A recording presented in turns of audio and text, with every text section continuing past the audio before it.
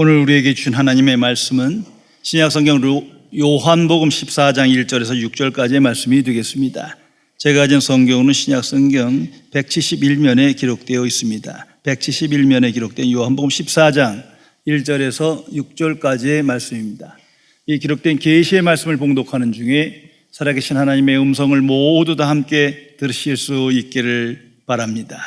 하나님의 말씀입니다. 너희는 마음에 근심하지 말라. 하나님을 믿으니 또 나를 믿으라. 내 아버지 집에 거할 것이 많도다. 그렇지 않으면 너희에게 일렀으리라. 내가 너희를 위하여 거처를 예비하러 가노니 가서 너희를 위하여 거처를 예비하면 내가 다시 와서 너희를 내게로 영접하여 나 있는 곳에 너희도 있게 하리라. 내가 어디로 가는지 그 길을 너희가 아느니라. 도마가 이르되 주여 주께서 어디로 가시는지 우리가 알지 못하거늘 그 길을 어찌 알겠사옵나이까. 예수께서 이르시되 내가 곧 길이요 진리요 생명이니 나로 말미암지 않고는 아버지께로 올 자가 없느니라. 아멘. 어느 주일 교회 학교에서 있었던 일입니다. 공과 시간이 되자 선생님은 주머니에서 씨앗 하나를 꺼냈습니다. 호기심 많은 어린아이들의 눈이 이 선생님의 손에 모였습니다. 그때 선생님이 이렇게 말했습니다. 얘들아, 이것은 어떤 나무의 씨앗이란다. 그런데 이 씨앗이 자라서 커다란 나무가 되려면 무엇이 가장 필요하겠냐? 아이들은 기다렸다는 듯이 대답합니다. 선생님, 흙이 제일 중요합니다. 흙이 있어야 나무가 자라나지 않습니까? 어떤 아이는 햇빛이 가장 중요합니다. 햇빛이 없으면 영향을 받을 수가 없어요. 어떤 아이는 공기가 제일 필요합니다. 어떤 아이는 물이 제일 중요합니다. 라고 한마디씩 거들었습니다. 그 대답을 다 듣고 있던 선생님이 이렇게 말했습니다. 얘들아, 사실은 이 씨앗은 삶은 것이란다. 그러자 아이들이 배반당하고 속았다는 듯이 입을 삐죽거립니다. 그때 선생님이 이 삶은 씨앗을 보여준 이유를 다시 설명합니다. 무엇보다 가장 중요한 것은 생명이란다. 생명 없는 씨앗에는 햇빛도 물도 흙도 공기도 더 이상 아무 소용이 없는 법이란다. 깊이 생각해 보시기 바랍니다. 성도 여러분, 인간 실존에 항상 함께하며 벗어날 수 없는 두려움과 불안이 있습니다. 그것이 죽음입니다. 죽음의 공포, 죽음의 불안은 인간이 살아있는 한 항상 함께하는 것입니다. 이건 보편적인 사실이에요. 어느 누구도 이 죽음의 사건을 피할 수 없습니다. 그러면 왜 이 죽음이 이처럼 공포와 불안과 두려움으로 다가오는 겁니까? 이유는 하나입니다. 생명에 관한 것이기 때문이에요. 생명이 없으면 모든 것이 무의미하고 헛것이며 끝난다는 사실을 너무나도 잘 알기 때문이에요. 역사를 통해서 삶을 통해서 이 사실 하나는 분명히 알기 때문에 생명이 없으면 모든 것이 무의미한 거예요. 아무것도 아니라는 것을 알기 때문입니다. 20세기 최고의 부를 가졌던 록펠러가 죽었을 때 사람들이 회계를 담당했던 사람에게 물었습니다. 고인이 얼마나 남겨두고 가셨습니까? 회계 직원의 대답은 간단했습니다. 가진 것 전부 다 두고 가셨습니다. 어떻게 가져가요? 이게 죽음의 권세예요. 죽음은 내가 가장 소중히 여겼던 그 무엇도 놓고 가야 하고 무의미하게 만드는 겁니다. 그래서 죽음의 불안과 두려움이 항상 내재하는 겁니다. 성도 여러분, 기독교의 복음은 죽음을 생명으로 변화시키는 진리를 선포하고 있습니다. 오직 복음을 믿음으로 죽음을 변화시켜 새로운 차원의 생명의 삶을 살아갈 수 있을 것을, 그것이 가능하다는 것을 증거하며 전파하고 있습니다. 그것이 바로 거듭남입니다. born again, 다시 태어났다고 말합니다. 잘 아시는 대로 세상 종교나 모든 세상에서도 거듭남이라는 말을 자주 씁니다. 말로도 하고 글에도 나타납니다. 왜? 뭔가 새로운 개혁이 일어났을 때, 새로운 시도가 일어날 땐 거듭남이 필요하다고 말합니다만 기독교에서 말하는 거듭남은 차원이 다른 거예요. 기독교의 거듭남은 죽음의 변화를 약속하며 새로운 차원의 생명의 삶을 증거하고 있는 겁니다. 오직 기독교만이 그렇습니다. 이제 사람들이 묻습니다. 그 근거가 뭐냐? 성경은 대답합니다. 예수님이 십자가에 죽으셨으나 다시 살아나셨다. 이 한 가지 사실입니다. 십자가와 부활이 그 증거입니다. 그 복음을 믿음으로 우리는 죽음의 변화를 체험하고 영생의 삶을 오늘 살아가게 됩니다. 모든 인간이 죽었습니다. 죽을 것입니다. 어떤 종교 창시자도 죽었습니다. 죽을 것입니다.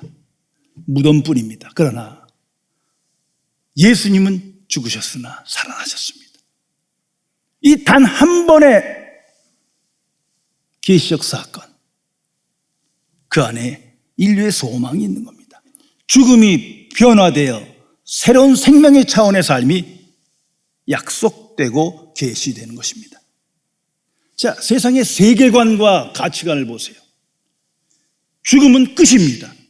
죽음은 허탄한 일이요 허망한 일입니다. 모든 것이 끝난다는 걸 압니다. 모든 것이 무의미해집니다. 모든 것이 잊혀지는 거예요. 그 속에 살아갑니다. 그리고 몸의 부활, 꿈도 꾸지 않습니다. 어느 누구도 믿지 않습니다. 이 세상 수많은 종교가 있어요.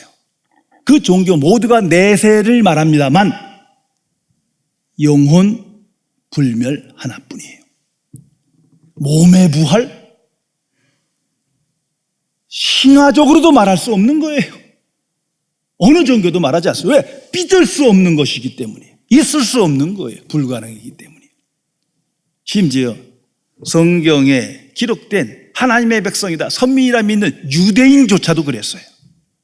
그들이 갖고 있는 구약 성경을 통해서 보면 이 몸의 부활은 희미한 그림자거든요. 사건이 없었어요. 명확한 계시로 나타난 적이 없어요. 그러기에 바리새인 정도가 내세를 믿으며 부활을 믿었지만 영혼의 부활입니다. 몸의 부활은 불가능해요. 이거 상상할 수도 없는 일이에요. 그런 말이 들려도 믿을 수 없는 거예요. 그러나 기독교는 다릅니다. 몸의 부활, 영생의 삶을 선언하고 확신합니다. 그리고 구원받은 그리스도인은 사도신경을 통해서 매주일 고백합니다. 몸이 다시 사는 것과 영원히 사는 것을 믿습니다. 항상 기억하시기 바랍니다. 그런 거로 기독교에서 구원받았다는 것은 그건 차원이 다른 거예요. 새로운 세계관이 열렸고 새로운 진리관에 이끌려 오늘을 살아가는 것을 말합니다. 세상은 몸의 부활을 믿지 않아요. 있을 수 없는 거예요. 그러나 기독교만은 몸이 다시 사는 것과 영원히 사는 것을 믿습니다. 이 사람들은 말합니다. 도대체 무엇을 주장하는 거냐? 그런 허탄한 이야기가 어딨냐? 왜 그렇게 말할 수 있는 거냐? 우리 모두는, 그리스도인은 답합니다. 예수님의 십자가와 부활. 모든 걸 다 설명할 수 없으나 분명 예수님은 십자가에 죽으셨고 피 흘려 죽으셨고 장사한 지 사흘 만에 다시 살아나셨다. 죽었으나 다시 살아나셨다. 최종 증거입니다. 역사적인 사건이요, 계시적 사건입니다. 그 예수의 십자가와 부활을 믿음으로 우리는 새로운 차원의 삶을 알았고 비로소 살아가기 시작하는 것입니다. 예수님께서 오늘 우리에게 말씀하십니다. 내게 준 하나님의 말씀입니다. I am the life. 나는 그 생명이다. 엄청난 선언입니다. 그 그 당시뿐만 아니라 오늘까지도 세상을 뒤집는 거예요. 나는 부활 생명이요 영생이다. 몸에 부활이 있다. 성도 여러분, 만약 이 말씀이, 이 복음이 사실이라면 세상의 모든 세계관은 깨어지고 뒤집어지는 겁니다. 이 세상이 끝이 아니에요. 영혼만 부활하는 게 아니에요. 몸에 부활이 있다는 것을 안다면 이렇게 세상 중심으로, 소중심으로 그냥 이기적인 탐심으로 살아가지 않습니다. 모든 것이 바뀌는 겁니다. 바뀔 수밖에 없잖아요. 그런데 만일 부활 생명이 없다면, 몸의 부활이 없다면 기독교 또한 한낱 종교예요. 타종교에서 보는 대로 너네나 우리나 같은 종교일 뿐이에요. 모든 것이 헛거예요. 믿음도 헛거예요. 우리가 이렇게 예배드리고 기도하고 다 헛거예요. 그냥 종교 생활일 뿐인 거예요. 그러나 정말 부활 생명이 있다면, 다시 말해서 예수님이 십자가 부활이 정말 있었다면 어떻게 되는 겁니까? 모든 것이 뒤바뀌는 거예요. 어떤 지식으로 바꾸는 것도 아니에요. 경험도 아니에요. 능력도 아니에요. 예수 그리스도의 십자가 부활 사건이 나를 뒤집어 놓는, 바꿔주는 겁니다. 그들이 바로 예수님의 제자들이요, 초대교회의 부활의 증인들인 거예요. 모든 것이, 모든 세계관이 뒤바뀌는 거예요. 예수님께서 나는 그 생명이다 말씀하십니다. 생명의 주인이다 이거예요. 어느 누가 나는 생명의 주인이다 말할 수 있겠습니까? 인간이 할 수 있는 말이 아니에요. 그건 정신병자예요. 그래서 어떤 종교 창시자도 나는 생명이다, 생명의 주인이다 아무도 못해. 아마 하고 싶을 거예요. 그러나 할 수가 없는 말이에요. 자기가 죽으니까, 다시 사는 걸 믿을 수가 없으니까, 영혼 불멸만 믿지 몸의 부활을 믿지를 못하니까 말할 수가 없는 거예요. 그러나 예수님은 말하십니다. 나는 부활 생명이요 영생이며 그 생명이다. 여기서 생명이라는 것은 부활 생명과 영생을 말합니다. Eternal life예요. 이건 죽지 않는 생명이 아니에요. 생명의 기간을 말하는 것도 아니에요. 요즘 100세 산다가도 큰일 났는데 천년 살면 어떻게 될 것 같습니까? 재앙이고 지옥이지 뭐. 이게 그런 얘기가 아니에요. 이건 생명의 질을 말하는 거예요. 다른 차원의 생명입니다. 세상에 한 번도 경험하고 알 수 없는 다른 차원의 생명입니다. 간단히 이렇게 성경은 말합니다. 예수님이 사시는 생명. 하나님의 육신을 입어 우리와 같은 육체를 가지고 사셨습니다. 그러나 우리와 같이 육체의 생명이 있지만 다른 생명이 있었어요. 영생이에요. 부활 생명입니다. 그 생명이 있었기에 항상 하나님과 함께하는 거예요. 그 생명은 하나님께로 가게 만들어요. 하나님과 교제하며 그 생명이 죽었으나 부활하는 부활 생명으로 나타나는 것입니다. 그래서 예수님께서 이 말씀 이후에 요한복음 17장 2절에 보면 좀 더 구체적으로 십자가 지시기 전날 밤이어서 최후의 궁극적 계시를 하십니다. 하나님께서 독생자를 이 땅에 보내신 이유, 성육신의 목적이 뭐냐? 2절에서 그런 말씀하십니다. 영생을 주게 하시려고.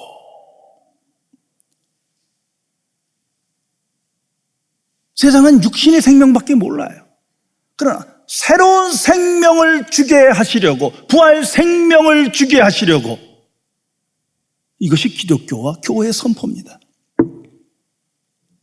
성도 여러분, 기독교의 구원은 죽음의 변화를 넘어 새 생명, 영생을 갖는 것을 의미합니다.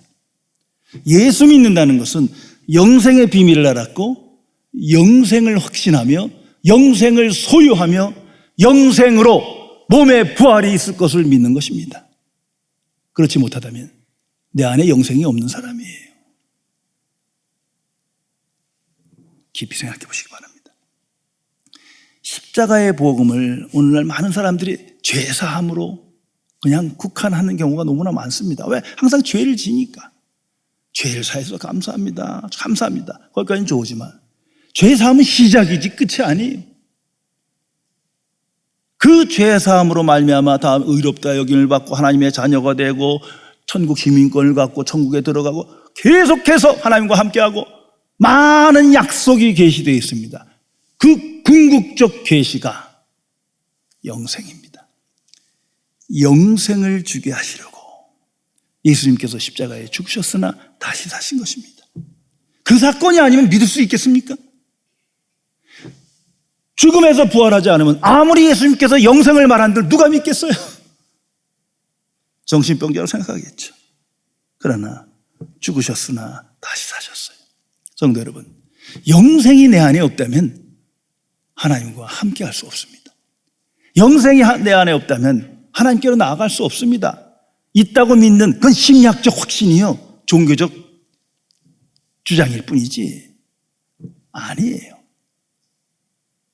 영생이 있어야 내가 영생을 소유한 자에만 오늘 하나님과 함께하며 하나님의 말씀을 들으며 하나님께로 나아갈 수 있는 겁니다. 영생이 없으면 하나님과 바른 관계를 맺지도 못하고 천국 들어가지 못합니다. 아무리 주여 주여 해봐야 선지자 노릇하고 귀신을 쫓아내고 많은 경 해봐야 천국 못 들어갑니다. 주께서 말씀하십니다. 영생을 가져야 천국에 들어가는 거예요. 이 영생은 하나님이 사시는 생명이에요. 단 한 번 예수께서 사시는 생명으로 이 땅에 보여주셨습니다. 이것을 기억해야 합니다. 교훈적인 이야기 하나가 있습니다. 어떤 왕이 있었는데 충성된 신하가 평생 그를 위하여 봉사합니다. 근데 죽게 돼서 이제 그에게 갔는데 너무 충성된 신하에서 왕이 말합니다. 무엇이든지 말하라. 내가 꼭 당신 얘기는 들어주고 싶다. 소원을 말하라. 근데 이 신하가 하나 있습니다 하면서 말하기를 생명을 연장시켜 주세요. 단 하루만이라도 더 살게 해주세요. 제가 시간이 필요합니다. 그러나 왕은 들어줄 수가 없잖아요. 내가 아무리 강력한 왕이라도 그건 내가 할 수 있는 게 아니다. 오직 하나님만이 생명의 주인이시다. 그분만이 하실 수 있다. 난 못한다. 미안하다. 그때 신하가 이렇게 말했답니다. 그렇군요. 그랬다면 속사의 왕을 모시느라 시간을 허비하지 말고 하나님을 모시는 데 더 많은 시간을 보냈어야 하는데 제가 무척 어리석었습니다. 이게 육체의 생명을 가진 삶의 끝이에요. 항상 후회와 허탄과 허무만 남는 거예요.